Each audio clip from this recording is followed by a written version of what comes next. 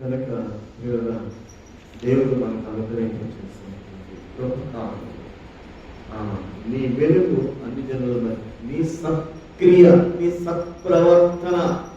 సత్ప్రవర్తనలో దుష్ప్రవర్తన ఉంటుందా?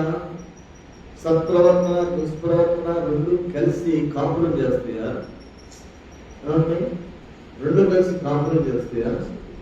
సత్ప్రవర్తన దుష్ప్రవర్తన, విమనస్సు, మంచి మనస్సు, చెడ్డ మనస్సు రెండు కలిసి కాపురం చేస్తున్నాయా?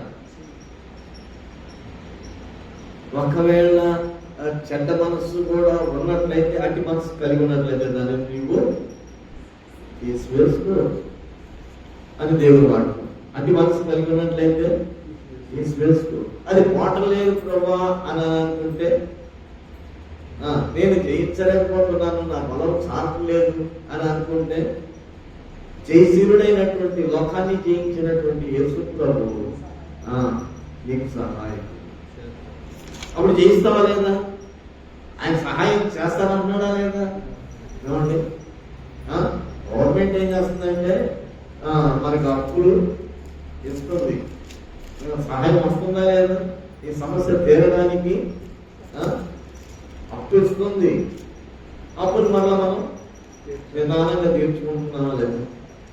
కనుక లోకాన్ని జీవించగలిగినటువంటి స్థితి నీకు శక్తి లేకపోతే దేవుడు ఏంటంటే ఆయన శక్తి చేత, ఆయన బలం చేత ఈ లోకాన్ని బలం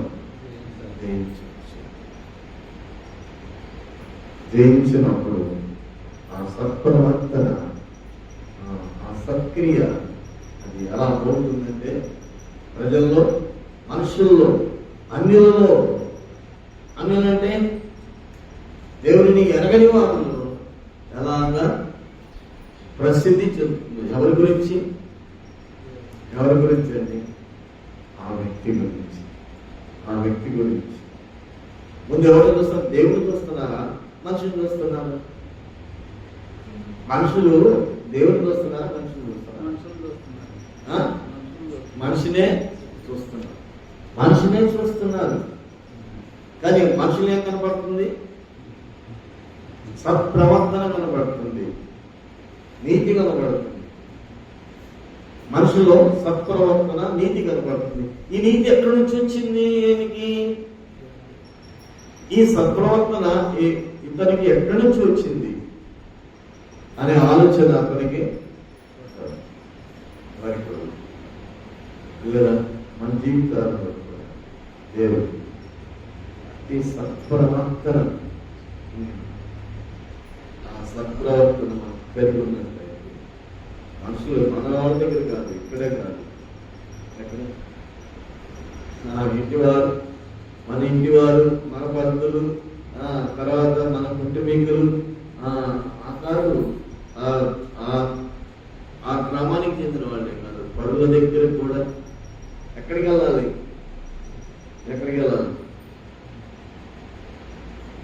చిన్న విషయం మీకు చెప్తాను. నేను చికాగోలో సాక్ష్యం చెప్పాను. చికాగోలో కాదు, శాన్ ఆంటోనియోలో సాక్ష్యం చెప్పాను. సాక్ష్యం చెప్పిన తర్వాత అక్కడ ఆఫ్రికాలో ఒక అతను సౌత్ ఆఫ్రికా నుంచి వచ్చి వాక్యం విన్నాడు. ఆయన కూడా సాక్ష్యం విన్నాడు. అక్కడ ఉన్న వాళ్ళంతా విన్నారు సాక్ష్యం. తెలుగులో చెప్తే ట్రాన్స్లేట్ చేశారు ఇంగ్లీష్లోకి. చాలా మంది వచ్చి చాలా వండర్ఫుల్ టెస్ట్ మనీ అని చెప్పేసి అన్నారు. కొంతమంది వచ్చి అది ఎక్కడికి వెళ్ళింది అని అంటే, ఆ సాక్ష్యం నాకు తెలియకుండా మేము మళ్ళా చికాగో వెళ్ళాలి, శాన్ ఆంటోనియో నుంచి చికాగో వెళ్ళాలి. చికాగోకి వెళ్ళిపోయింది. అలాంటి వ్యక్తి ఇండియా నుంచి వచ్చాడు. అతను సాక్ష్యం చెప్తున్నాడు. ఆ సాక్ష్యం చాలా ముఖ్యంగా ఉంది. అక్కడి నుంచి వాళ్ళు ఏం చేశారు? సౌత్ ఆఫ్రికాకి వెళ్ళి, సౌత్ ఆఫ్రికన్స్ ఇండియన్స్ అంటే అస్సలు ఇష్టం ఉండదు. ఇండియన్స్ అలా అనుకుంటారు. అలాంటి స్థితి వాళ్ళు.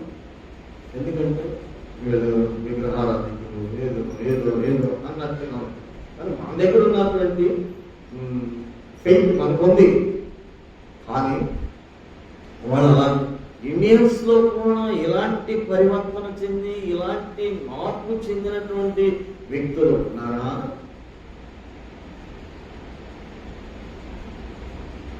అలా ఆలోచన అక్కడ రైజ్ అయింది సౌత్ ఆఫ్రికా.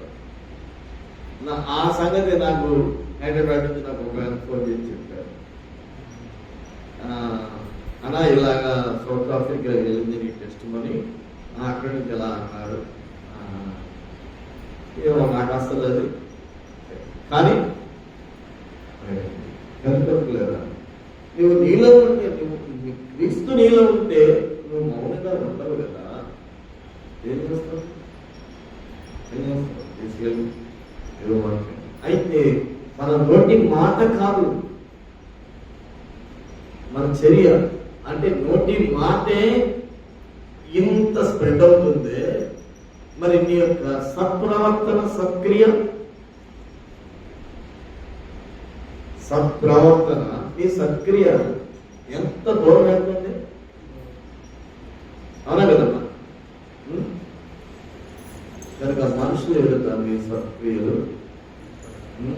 ప్రశంసింపనీయుడి అని రాయబడి కనుక మన ఈ నోరు